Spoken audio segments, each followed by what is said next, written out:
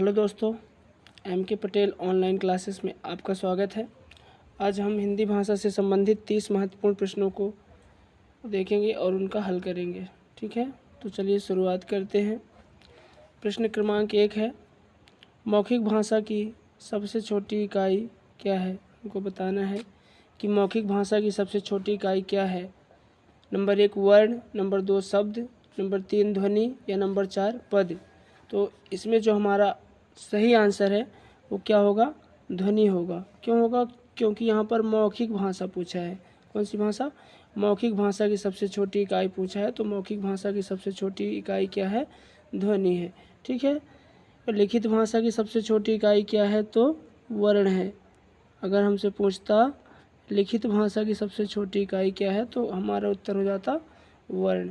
ठीक है, चलो अगला प्रश्न। अगला प्रश्न है, भाषा निर्माण का सही क्रम है। हमको बताना है कि भाषा निर्माण का जो क्रम है वो कौन सा वाला सही है। और नंबर 1 ध्वनि, वर्ण, अन्विति, पद, वाक्य। इसमें तो सब लोग जानते होंगे प्राय कि जो भाषा का निर्माण होता है उसमें जो सबसे पहले आता है वो क्या आता है? ध्वनि आता है। ठीक है ना, तो ध्वनि यहाँ पे दिख रहा है हमें पहले ऑप्शन पे और तीसरे ऑप्शन पे दिख रहा है, मतलब ये दो ऑप्शन तो हमारे वैसे भी कट गए। ठीक है, अब बचे दो ऑप्शन, तो ध्वनि सही है, वर्ण सही है, अन्विति ये यहाँ पर क्या है? गलत हो गया, क्योंकि वर्ण के बाद अन्विति नहीं आता है। तीसरा ऑप्शन हम चेक करेंगे, ध्वनि, वर्ण, शब्द, पद, वाक्य बिल्कुल सही है। तीसरा ऑप्शन हमारा यहाँ पर बिल्कुल सही है, क्योंकि पहले ध्वनि होगा, फिर वर्ण, फिर शब्द, फिर पद और फिर वाक्य होगा। ये हमारा बिल्कुल सही उत्तर है, तीसरा वाला। ठीक है, अगला प्रश्न। अगला प्रश्न है, भाषा की लघुत्तम सार्थक इकाई को कहते हैं? क्या कहते हैं? भाषा की लघुत्तम सार्थक इकाई। कैसी इकाई? सार्थक इकाई। हमको बताना है कि भाषा की लघुत्तम सार्थक इकाई को क्या कहते हैं। नंबर 1 है पद, नंबर 2 है शब्द, नंबर 3 है वाक्य और नंबर 4 है वर्ण। तो भाषा की जो सबसे और लघुत्तम सार्थक इकाई होती है उसे क्या कहते हैं? शब्द कहते हैं। क्या कहते हैं? शब्द कहते हैं। ठीक, भाषा की सबसे छोटी और लिखित इकाई है, ये क्या है? वर्ण कहते हैं इसको। तो ये हमारा आंसर नहीं होगा। क्या होगा हमारा आंसर? शब्द होगा। ठीक, चलो अगला प्रश्न। अगला प्रश्न हमारा, वाक्य के अंग होते हैं। हमको बताना है कि वाक्य के कितने अंग होते हैं। वाक्य के 2 अंग होते हैं, 3 होते हैं, 4 होते हैं या 5 होते हैं। तो जो वाक्य के अंग होते हैं वो कितने होते हैं? 2 होते हैं। एक यहाँ पर होता है उद्देश्य, एक होता है उद्देश्य और दूसरा क्या होता है? विधेय होता है। क्या होता है? विधेय होता है। ठीक, तो एक हमारा उद्देश्य हो गया और दूसरा विधेय हो गया। वाक्य के 2 ही अंग होते हैं। ठीक, चलो अगला प्रश्न है हमारा प्रश्न क्रमांक 5, हिंदी खालिस्तान भाषा का शब्द है। हमको बताना है कि जो हिंदी है वो किस भाषा का शब्द है। उर्दू का है, संस्कृत का है, नहीं, गुजराती का है, नहीं, ईरानी का है, नहीं। अरे इसमें तो ऑप्शन ही गलत हैं सभी। इसमें जो ऑप्शन होगा वो क्या होगा? फारसी होगा। क्या होगा? फारसी होगा। इसमें जो हमारा आंसर है वो क्या होगा? फारसी होगा, क्योंकि हिंदी जो शब्द है ना वो फारसी भाषा का शब्द है। कौन सी भाषा का शब्द है? फारसी भाषा का शब्द है। यहाँ पे दे त्रुटि सुधार करेंगे। ऑप्शन वहाँ पे हमारे सारे गलत हैं और जो हमारा सही आंसर होगा वो क्या होगा? फारसी होगा। हिंदी जो है वो फारसी भाषा का और शब्द है। ठीक है, चलो प्रश्न क्रमांक 6 देखेंगे हम। प्रश्न क्रमांक 6 में है, अपभ्रंश में कितने स्वर थे? हमको बताना है कि अपभ्रंश में कितने स्वर थे। Number 1 9, number 2 7, number 3 13, number 4 8। तो जो अपभ्रंश थी उसमें 8 स्वर थे। कितने स्वर थे? 8 स्वर थे।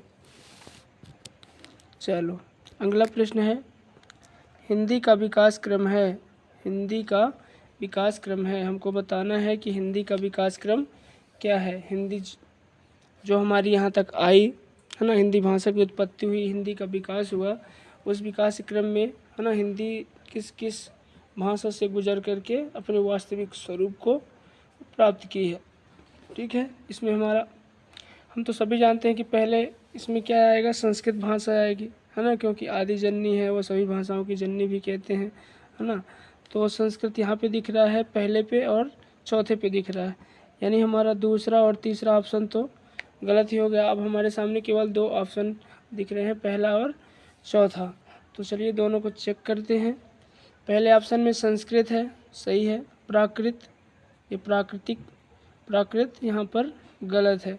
क्यों? क्योंकि संस्कृत के बाद तो पाली आती है ना। चलो चौथा चेक कर लेते हैं। संस्कृत सही है, पाली बिल्कुल सही, प्राकृत, अपभ्रंश और हिंदी बिल्कुल सही है।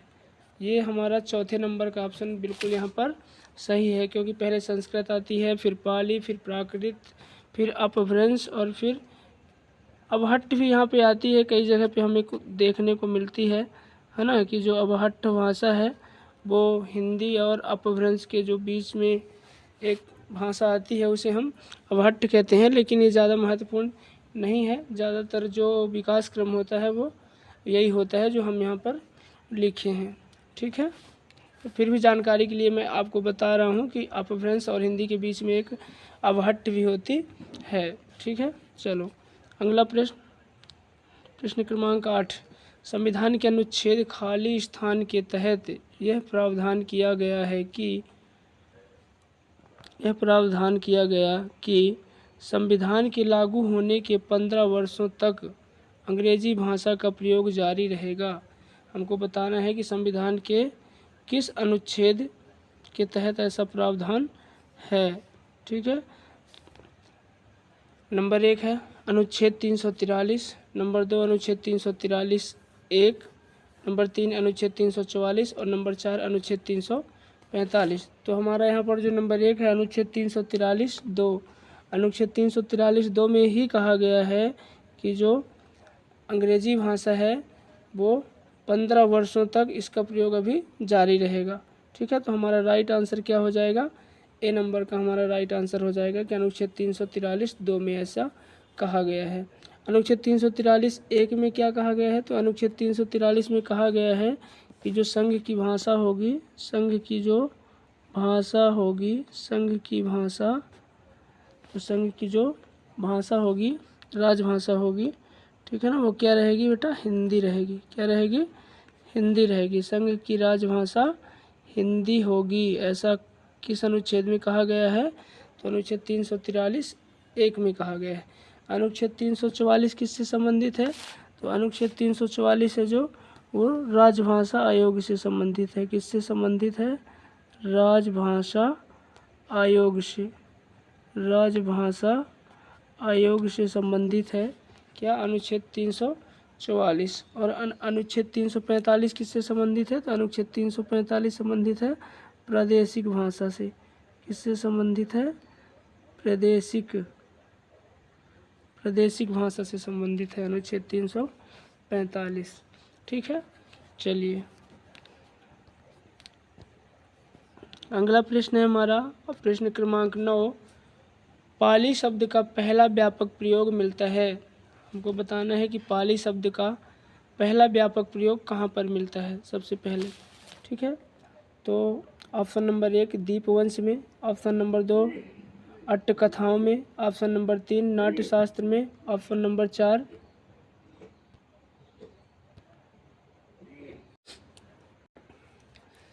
इसमें हमारा जो सही आंसर है वो क्या होगा, अट्टकथाओं में।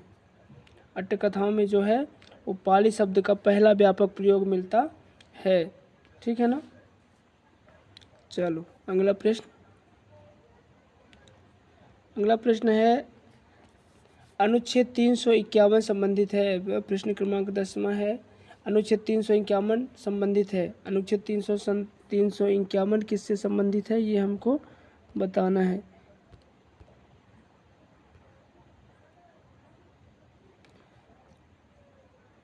प्राथमिक स्तर पर मातृभाषा में शिक्षण से संबंधित है, प्रादेशिक भाषाओं से संबंधित है, या हिंदी भाषा के विकास से संबंधित है, या राजभाषा आयोग से संबंधित है। तो हमारा जो अनुच्छेद 351 है वो किससे संबंधित है, हिंदी भाषा के विकास से, हिंदी भाषा के विकास से संबंधित अनुच्छेद कौन सा है? 351 है। ठीक है। प्राथमिक स्तर पर मातृभाषा में शिक्षण, ये जो अनुच्छेद है ये कौन सा है?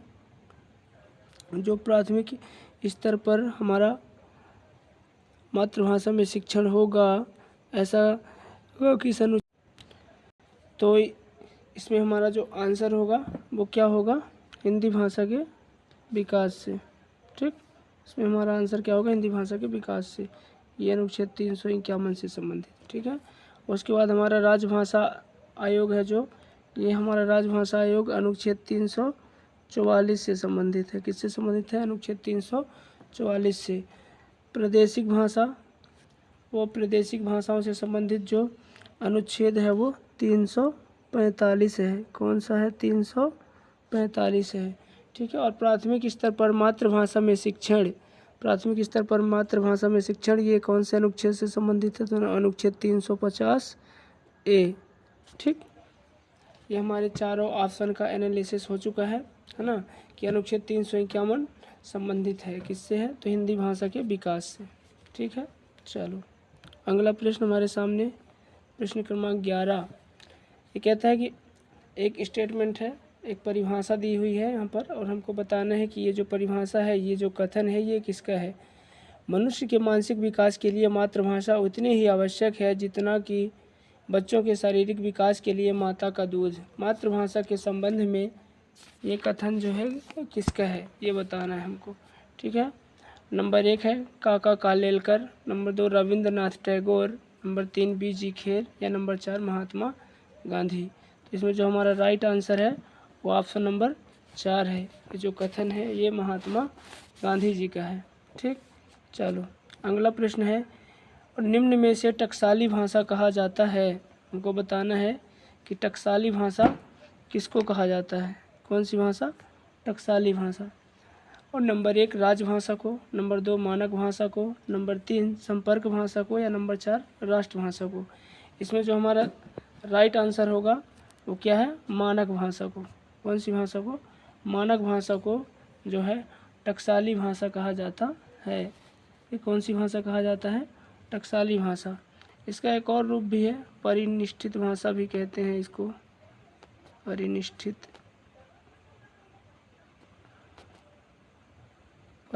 भाषा भी कहते हैं इसको, टकसाली भाषा भी कहते हैं, है ना। ये सब मानक भाषा को कहा जाता है। ठीक है। चलो अगला प्रश्न है हमारा, निम्न में से कौन सी बोली हरियाणा में बोली जाती है? हमको बताना है कि इनमें से कौन सी बोली है जो कहाँ बोली जाती है? हरियाणा में बोली जाती है। ठीक है। Number 1 Rangri, number 2 Pachhai, number 3 Brajabuli, और नंबर 4 जोहारी। तो इसमें जो हमारा आंसर नंबर 1 है ये राइट है।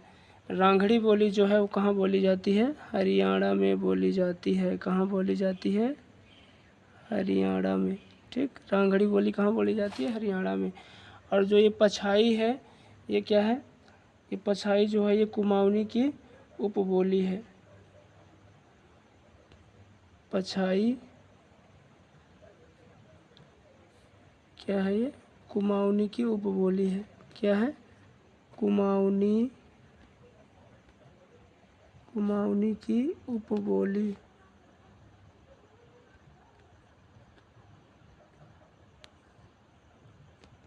कुमाऊनी की उपबोली है। और ये जोहारी भी क्या है? ये भी कुमाऊनी की उपबोली है। और ये ब्रजबुली क्या है? तो ये ब्रजबुली बंगला भाषा का एक कृत्रिम रूप है। क्या है? बंगला भाषा का कृत्रिम रूप, कृत्रिम बनावटी मतलब। ठीक, ये हमारा उत्तर हो गया यहाँ पर। उत्तर क्रमांक 1 रांगड़ी। जो रांगड़ी भाषा है वो कहाँ बोली जाती है? हरियाणा में बोली जाती है। जो पछाई है, जोहारी है, ये सब क्या है? तो ये कुमाऊनी की उपबोली है। ठीक है। और ब्रजबुली क्या है? तो ब्रजबुली जो है वो बंगला भाषा का कृत्रिम रूप है। ठीक है। चलो अगला प्रश्न हमारे सामने है, निम्न में से कुमाऊनी की उपबोली नहीं है। अभी जो पिछला वाला प्रश्न जिन्होंने भी ध्यान से देखा होगा तो इस प्रश्न का उत्तर भी वो लोग कर सकते हैं कि अभी अभी हमने बताया था कुमाऊनी की उपबोली, वहाँ पर 2 तो आ ही गई थी, और हमको अब ये बताना है कि कुमाऊनी की उपबोली नहीं है, कौन सी इनमें से नहीं है। तो नंबर 1 है खस परजिया, नंबर 2 है पछाई, नंबर 3 है जोहारी, और नंबर 4 है सलानी। इसमें से जो खसपरिया है और जो पछाई है और जो जोहारी है, ये तीनों की तीनों क्या हैं, कुमाऊनी की उपबोली हैं। किसकी उपबोली हैं, कुमाऊनी की। ये तीनों की तीनों क्या हैं, कुमाऊनी की उपबोली हैं, कुमाऊनी की उपबोली। ठीक, कुमाऊनी की उपबोली है। जबकि ये जो सलानी है ये क्या है, तो ये गढ़वाली की उपबोली है। किसकी उपबोली है, गढ़वाली की, ये गढ़वाली की उपबोली है। ठीक है ना।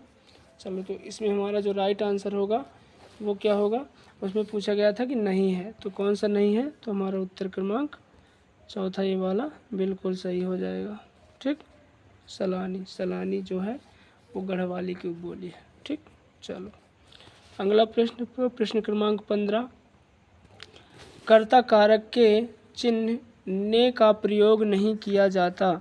हमको बताना है कि कौन सी उपभाषा क्षेत्र है जिसमें जो कर्ता कारक का जो चिन्ह होता है, ने परसर्ग जिसको कहते हैं, ठीक है, इसका प्रयोग नहीं किया जाता है।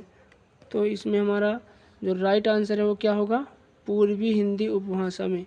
ठीक है, पूर्वी हिंदी उपभाषा के अंतर्गत जो ने परसर्ग है इसका प्रयोग नहीं किया जाता। ठीक है, अब पूर्वी हिंदी उपभाषा के अंतर्गत कौन कौन सी बोली आती हैं, तो इसमें आता है अवधी, अवधी, अवधी, अवधी, अवधी के बाद बघेली, अवधी, बघेली और छत्तीसगढ़ी, अवधी, बघेली और छत्तीसगढ़ी। ठीक, बात समझ में आई। तो कर्ता कारक के चिन्ह यानी कि ने पर सर्ग का प्रयोग मतलब नहीं किया जाता है, तो कौन सी उपभाषा में नहीं किया जाता, तो पूर्वी हिंदी उपभाषा में नहीं किया जाता है। अगर प्रॉपरली पूछे कि कौन सी बोली में, तो अवधी, बघेली और छत्तीसगढ़ी, इन तीनों में ने पर सर्ग का प्रयोग नहीं किया जाता। नहीं को भी ध्यान देना है, ठीक है ना, नहीं किया जाता, ये पूछा है हमसे। ठीक है, चलो अगला प्रश्न है प्रश्न क्रमांक 16, राजभाषा आयोग का गठन कब हुआ था। हमको बताना है कि राजभाषा आयोग का जो गठन हुआ था वो कब हुआ था। तो राजभाषा आयोग का गठन क्या 1950 में हुआ, 1952 में हुआ, 1954 में हुआ या 1955 में हुआ। तो जो राजभाषा आयोग का जो गठन हुआ था वो कब हुआ था, 1955 में हुआ था। ठीक है, चलो अगला प्रश्न है वह प्रश्न क्रमांक 17, खड़ी बोली को कौरवी नाम किसने दिया था। मोस्ट आईएमपी प्रश्न है ये। ठीक है, यहाँ से प्रश्न आने की संभावना है, और इसके पहले भी जो हमने करवाया है वहाँ पर भी अति महत्वपूर्ण प्रश्न ही थे, है ना, लेकिन ये कुछ ज़्यादा ही महत्वपूर्ण है। ठीक है, खड़ी बोली को कौरवी नाम में किसने दिया, अमीर खुसरो ने, राहुल सांकृत्यायन ने, लल्लू लाल ने या हरिऔध जी ने। ठीक है, तो हमको बताना है कौरवी नाम किसने दिया। तो कौरवी नाम किसने दिया, राहुल सांकृत्यायन ने दिया। किसने दिया, राहुल सांकृत्यायन, राहुल सांकृत्यायन ने खड़ी बोली का क्या नाम दिया, कौरवी नाम दिया। कौन नाम दिया, राहुल सांकृत्यायन ने। ठीक है, लल्लू लाल ने क्या कहा है खड़ी बोली को, तो लल्लू लाल ने तो इनको खड़ी बोली ही कहा है। क्या कहा है, खड़ी बोली। खड़ी बोली शब्द का पहली बार प्रयोग भी इन्होंने ही किया था, लल्लू लाल ने। ठीक है, हरिऔध जी ने क्या कहा, हरिऔध जी ने खड़ी बोली से संबंधित कुछ नहीं कहा। ठीक है, अमीर खुसरो क्या है, खड़ी बोली के पहले कवि हैं, पहले कवि, खड़ी बोली के पहले कवि कौन है, अमीर खुसरो। ठीक, चलो अगला प्रश्न देखेंगे। अगला प्रश्न है हमारा 18 नंबर का, हिंदी भाषा के अंतर्गत कितनी उपभाषाएं और बोलियां आती हैं। मोस्ट आईएमपी प्रश्न है, इसको भी आईएमपी लगा लो। ठीक है, पूछा जाता है प्रश्न, अक्सर प्रश्न आता ही आता है यहाँ से कि हिंदी भाषा के अंतर्गत कितनी उपभाषाएं और बोलियाँ आती हैं, कितनी उपभाषाएं और बोलियाँ आती हैं। तो 5 उपभाषाएं और 18 बोलियाँ, 5 उपभाषाएं और 17 बोलियाँ, 5 उपभाषाएं और 19 बोलियाँ, 5 उपभाषाएं 16 बोलियाँ। ठीक है, तो 5 उपभाषाएं, 5 तो सभी में है, ये तो बिल्कुल सही है। ठीक है, अब हमको ये ध्यान देना है कि बोलियाँ कितनी थी, 18 थी, 17 थी, 19 थी या 16 थी। ठीक है ना, तो जो सर्वमान्य है वो 5 उपबोलियाँ हैं। ठीक है, और 17 बोलियाँ हैं। ठीक, 5 उपभाषाएं और 17 बोलियाँ, तो 5-17 वाला रेशो हमारा यहाँ पर बिल्कुल सही है। ठीक, यानी कि 5 उपभाषाएं और 17 बोलियाँ ये हिंदी भाषा के अंतर्गत आती हैं। ठीक है, और लेकिन डॉक्टर हरदेव बाहरी हैं। कौन? डॉक्टर हरदेव बाहरी, लिख सकते हो यहाँ पर हरदेव बाहरी। डॉक्टर हरदेव बाहरी हैं जो, वो दक्षिणी हिंदी को, इसको दक्षिणी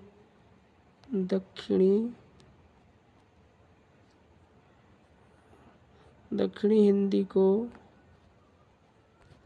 वो दक्षिणी हिंदी को पश्चिमी हिंदी के अंतर्गत रखते हैं और 18 बोलियां मानते हैं। तो 18 बोली भाई कौन मानता है? तो हरदेव बाहरी। हरदेव बाहरी कितनी मानते हैं? 18 मानते हैं। वैसे तो 19 भी माना गया है। ठीक है, डॉक्टर भोलानाथ तिवारी, कौन? भोलानाथ तिवारी ने तो कितना माना है? 19 मान लिया, 19 बोली। भोलानाथ तिवारी कितना? 19 माने हैं। ठीक है, तो अलग अलग विद्वान हैं जो अलग अलग मानते हैं, लेकिन जो सर्वमान्य है, जो मानी जाती है, वो कितनी मानी जाती है? 5 उपभाषाएं और 17 बोलियां। यहाँ पर हमारा 2 नंबर का ऑप्शन बिल्कुल सही है। ठीक है, चलो अगला प्रश्न है, निम्न में से कौन सुमेलित नहीं है? हमको बताना है कि निम्न में से कौन सुमेलित नहीं है। ये खड़ी बोली है ना, और उससे संबंधित उनका नामकरण करने वाले यहाँ पर विद्वान हैं। ठीक है, इनमें से हमको बताना है कि कौन सा सुमेलित नहीं है। ठीक है, तो खड़ी बोली नाम किसने दिया? लल्लू लाल ने दिया, बिल्कुल सही है। खड़ी बोली को कौरवी नाम किसने दिया? राहुल सांकृत्यायन ने दिया। बिहारी नाम किसने दिया? तो ग्रियर्सन ने दिया। ठीक है, और भोजपुरी नाम किसने दिया?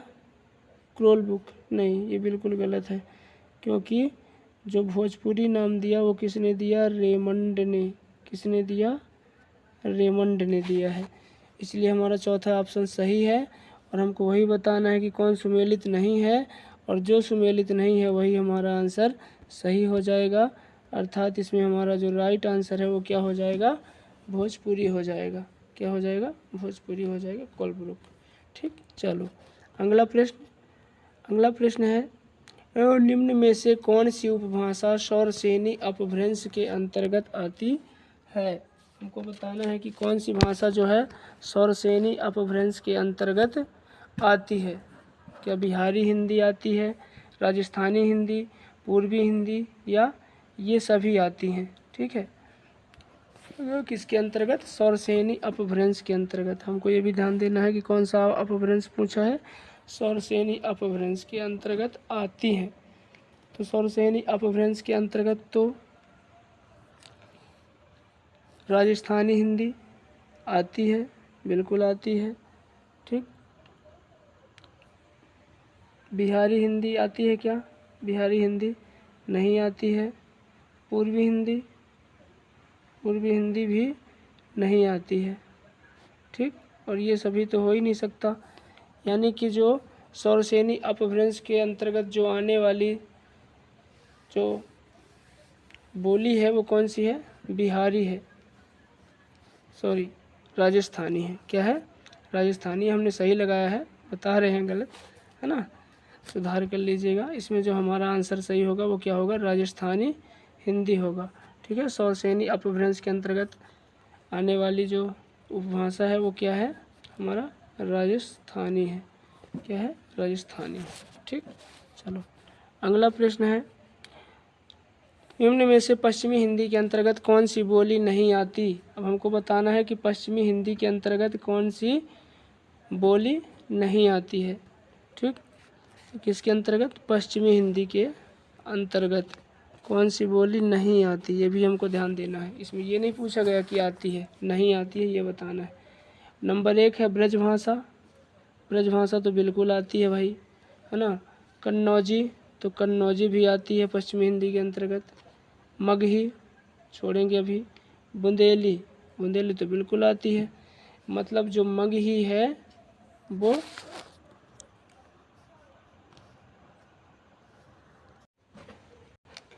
इसका मतलब हमारा यहाँ पर जो सही उत्तर होगा वो क्या होगा, मगही होगा। क्या होगा, मगही होगा। क्योंकि जो मगही है वो पश्चिमी हिंदी के अंतर्गत नहीं आती है, बल्कि मगही जो है वो बिहारी हिंदी के अंतर्गत आती है। किसके अंतर्गत आती है, बिहारी हिंदी के अंतर्गत आती है, बिहारी हिंदी के अंतर्गत आती है। बाकी जो ये तीनों हैं वो किसके अंतर्गत आती हैं, ये पश्चिमी हिंदी के अंतर्गत आती हैं। ठीक है ना। ये हमारा सही उत्तर, हमारा सही उत्तर यहाँ पर क्या हो जाएगा, यहाँ पर हमारा सही उत्तर हो जाएगा मगही, क्योंकि यहाँ पर पूछा गया है नहीं आती है। पश्चिमी हिंदी के अंतर्गत कौन सी बोली है जो नहीं आती है, तो हमारा उत्तर क्या है, मगही। चलो अगला प्रश्न है 22 नंबर का, निम्न में से ओकार बहुला बोली नहीं है। फिर से हमें ध्यान देना है प्रश्न को, ओकार बहुला बोली नहीं है। ठीक, इसमें भी पूछा है कि नहीं है, ओकार बहुला बोली नहीं है। तो ब्रजभाषा है क्या, बिल्कुल है। कन्नौजी है क्या, बिल्कुल है। बुंदेली है क्या, बिल्कुल है भाई। ये तीनों की तीनों ओकार बहुला हैं। ये तीनों की तीनों कैसी हैं, ओकार बहुला। कैसी हैं ये, ओकार बहुला, ओकार बहुला है। ये तीनों बोली कैसी हैं, ओकार बहुला है। ठीक है, हमारा यहाँ पर सही उत्तर क्या हो जाएगा, बांगरू हो जाएगा। क्या हो जाएगा, बांगरू हो जाएगा, क्योंकि बांगरू जो है वो ओकार बहुला नहीं है, बल्कि आकार बहुला है। कैसी बहुला है, आकार बहुला है। ठीक, यहाँ पर हम चाहें तो इसको लिख भी सकते हैं कि जो ये बांगरू है वो क्या है, आकार बहुला है। आकार बहुला, आकार बहुला है। ठीक, ओकार बहुला इसमें पूछा गया था कि नहीं है, तो हमारा राइट आंसर क्या हो जाएगा, बांगरू हो जाएगा, क्योंकि ये तीनों तो ओकार बहुला ही हैं। क्या है, ओकार बहुला है, जबकि जो बांगरू है वो आकार बहुला है। ठीक है, चलो अगला प्रश्न हमारा 23 नंबर का, प्रथम विश्व हिंदी सम्मेलन का आयोजन किया गया था। हमको बताना है कि प्रथम विश्व हिंदी सम्मेलन का आयोजन कहाँ किया गया था। ठीक, नंबर 1 12 जनवरी 1949, नंबर 2 10 जनवरी 1950, नंबर 3 10 जनवरी 1975, नंबर 4 10 जनवरी 2006। इसमें जो हमारा राइट आंसर है वो क्या होगा, 10 जनवरी 1975। 10 जनवरी 1975 को विश्व हिंदी सम्मेलन का आयोजन किया गया था। ठीक, इसमें हमारा जो राइट आंसर होगा ऑप्शन नंबर 3 होगा, 10 जनवरी 1975। ठीक, 10 जनवरी 2006 को क्या हुआ था कि जो डॉक्टर मनमोहन सिंह भारत के जो प्रधानमंत्री थे, उन्होंने यह निर्णय लिया था, है ना, कि जो विश्व हिंदी दिवस है ना वो हर साल मनाया जाए, है ना। ऐसा उन्होंने क्या लिया था, और निर्णय लिया था। कौन, मनमोहन सिंह, डॉक्टर मनमोहन सिंह। ठीक, 2006 में, कब लिए थे, 2006 में डॉक्टर मनमोहन सिंह ने निर्णय लिया था कि जो विश्व हिंदी दिवस है ना वो प्रतिवर्ष मनाया जाना चाहिए। ऐसा उन्होंने घोषणा भी की थी कि मनाया जाएगा। ठीक है ना। चलो अगला प्रश्न है, भारतीय दूतावास ने सर्वप्रथम विश्व हिंदी दिवस मनाया था। हमको बताना है कि भारतीय दूतावास है जो वो सबसे पहले या सर्वप्रथम जो हिंदी दिवस है ना वो कहाँ मनाया था। ठीक है, number 1 Mauritius, number 2 Spain, number 3 Norway, number 4 Fiji. तो इसमें जो हमारा राइट आंसर है वो क्या होगा? ऑप्शन नंबर 3, नॉर्वे में क्या हुआ था? सर्वप्रथम विश्व हिंदी दिवस मनाया गया था किसके द्वारा? दूतावास के द्वारा, भारतीय दूतावास के द्वारा। ठीक है ना, भारतीय दूतावास ने सर्वप्रथम विश्व हिंदी दिवस कहाँ पे मनाया था? तो नॉर्वे में मनाया था। कहाँ पे मनाया था? नॉर्वे में। ठीक है, चलो अगला प्रश्न क्रमांक 10वां, विश्व हिंदी सम्मेलन का केंद्रीय विषय था। हमको बताना है कि जो 10वां विश्व हिंदी का जो सम्मेलन हुआ था उसका केंद्रीय विषय क्या था, यानी कि जो उसकी थीम थी वो क्या थी। ठीक, इसमें हिंदी और भावी पीढ़ी, नंबर 2 वसुधैव कुटुंबकम, नंबर 3 हिंदी जगत विस्तार एवं संभावनाएं, नंबर 4 हिंदी पारंपरिक ज्ञान से कृत्रिम बुद्धिमत्ता तक। ठीक है, तो जो ऑप्शन नंबर 1 है हिंदी और भावी पीढ़ी, हिंदी और भावी पीढ़ी जो आदर्श वाक्य था, जो केंद्रीय विषय था इसका, ये छठा सम्मेलन में, कब? छठा सम्मेलन में ये हुआ था। यहाँ पे लिख लो, छठवें सम्मेलन पे जो केंद्रीय विषय था वो क्या था? हिंदी और भावी पीढ़ी। ठीक, वसुधैव कुटुंबकम, दूसरा है वसुधैव कुटुंबकम। तो ये पहले विश्व हिंदी सम्मेलन का ये केंद्रीय विषय था वसुधैव कुटुंबकम। ठीक, और तीसरा है हिंदी जगत विस्तार एवं संभावनाएं, ये 10वां हिंदी सम्मेलन। ठीक है ना, ये कौन सा है? 10वें हिंदी सम्मेलन का ये क्या था? केंद्रीय विषय था। और 10वें हिंदी सम्मेलन का केंद्रीय विषय था। और चौथा हिंदी पारंपरिक ज्ञान से कृत्रिम बुद्धिमत्ता की ओर, ये हमारा है 12वां, आखिरी भी इसको कह सकते थे हम, है ना, कि अभी तक जो विश्व हिंदी सम्मेलन हो चुके हैं उनमें से आखिरी ही था ये, है ना, 12वां। तो यहाँ पर इसका आंसर आप 12वां भी कर सकते हो कि 12वां विश्व हिंदी सम्मेलन का जो केंद्रीय विषय था वो था हिंदी पारंपरिक ज्ञान से कृत्रिम बुद्धिमत्ता तक। ठीक है, तो आप इसको लिख सकते हो, है ना। ये बहुत ही महत्वपूर्ण है ना, कि कौन से सम्मेलन से कौन सा जो केंद्रीय विषय है वो जुड़ा हुआ है ना। जैसे कि छठवें विश्व हिंदी सम्मेलन से का जो केंद्रीय विषय था वो हिंदी और भावी पीढ़ी था, है ना। यहाँ पहले विश्व हिंदी सम्मेलन का जो केंद्रीय विषय था वो वसुधैव कुटुंबकम था। और 10वें विश्व हिंदी सम्मेलन का केंद्रीय विषय हिंदी जगत विस्तार एवं संभावनाएं। और 12वें विश्व हिंदी सम्मेलन का जो केंद्रीय विषय था हिंदी पारंपरिक ज्ञान से कृत्रिम बुद्धिमत्ता तक।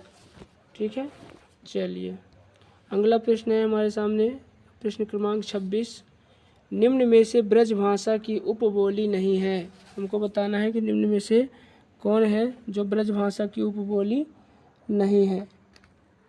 ठीक, तो भरतपुरी, डांगी, माथुरी या मिर्ज़ापुरी। हमको बताना है कि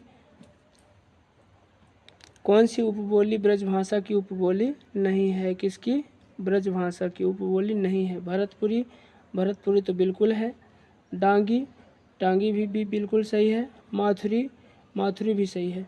लेकिन जो मिर्ज़ापुरी है ये ब्रज भाषा की उपबोली नहीं है, बल्कि अवधी की उपबोली है। किसकी उपबोली है?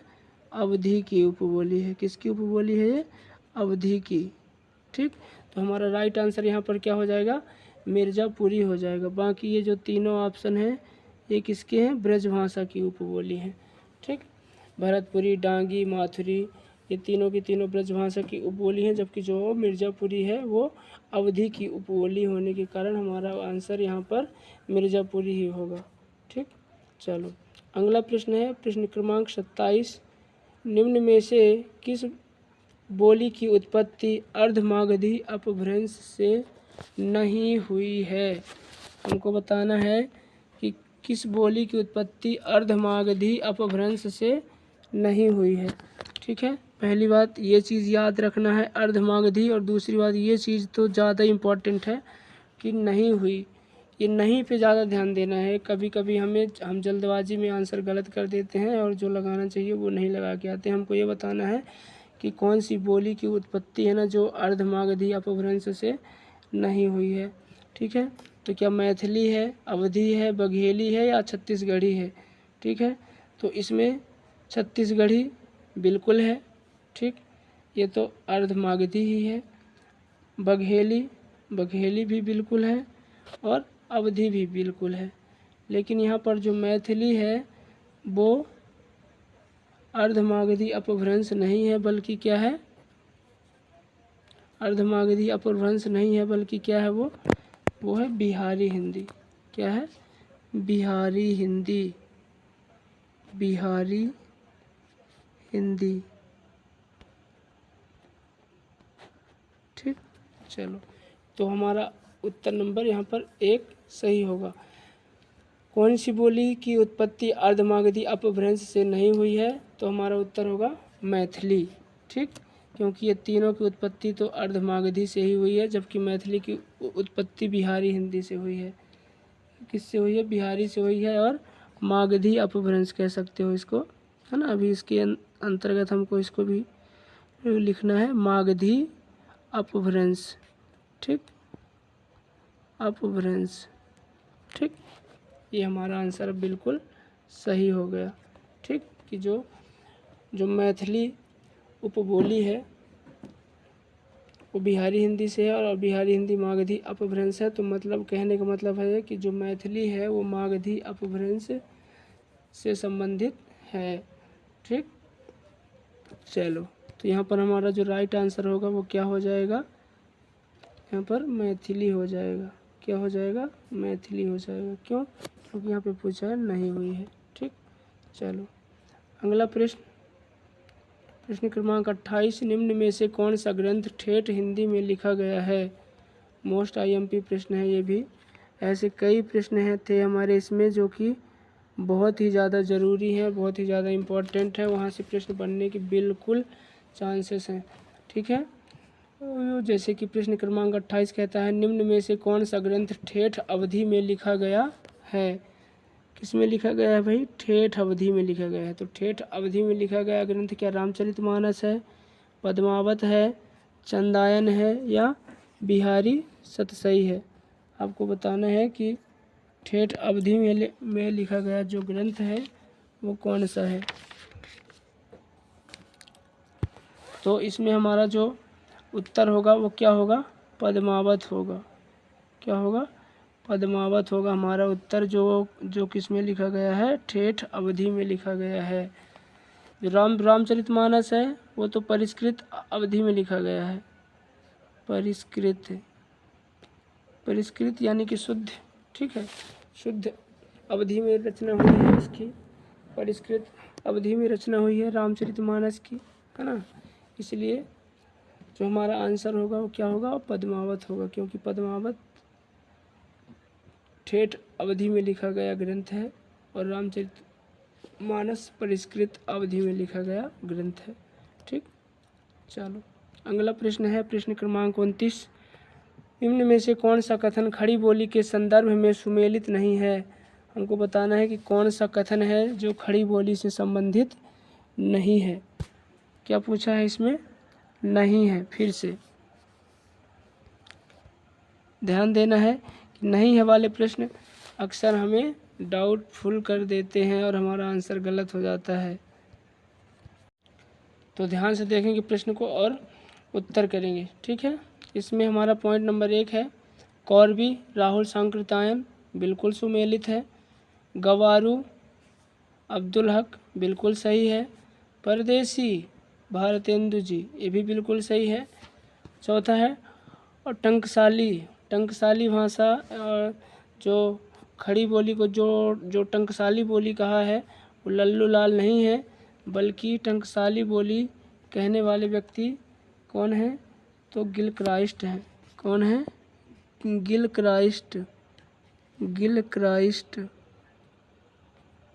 गिलक्राइस्ट हैं, जिन्होंने टंकसाली बोली कहा है। किसको? खड़ी बोली को। ठीक है ना। चलो, तो इसमें हमारा आंसर नंबर जो 4 है वो बिल्कुल सही हो जाएगा, क्योंकि यही सुमेलित नहीं है, और जो सुमेलित नहीं है वही हमारा आंसर है। तो इसमें हमारा ऑप्शन नंबर 4 सही हो जाएगा, टंकसाली। ठीक, चलो अगला प्रश्न है, और हमारा आज के सेशन का आखिरी प्रश्न है, प्रश्न क्रमांक 30। ये कहता है कि खड़ी बोली में रचित प्रथम महाकाव्य है। हमको बताना है कि खड़ी बोली में रचित प्रथम महाकाव्य कौन सा है। तो क्या कामायनी है, प्रिय प्रवास है, साकेत है, या पृथ्वीराज रासो है। तो इसमें जो हमारा सही उत्तर होगा वो क्या होगा, प्रिय प्रवास होगा, क्योंकि प्रिय प्रवास जो महाकाव्य है वो खड़ी बोली में रचित हिंदी का पहला महाकाव्य है। ठीक है, कौन सा, प्रिय प्रवास। ठीक, मैं उम्मीद करता हूँ साथियों आपको ये क्लास ज़रूर पसंद आई होगी, है ना। और इसी तरह के महत्वपूर्ण प्रश्नों का सीरीज देखने के लिए और आंसर करने के लिए आप हमारे चैनल को सब्सक्राइब ज़रूर करें। ठीक है, और हमें मोटिवेट करें। धन्यवाद।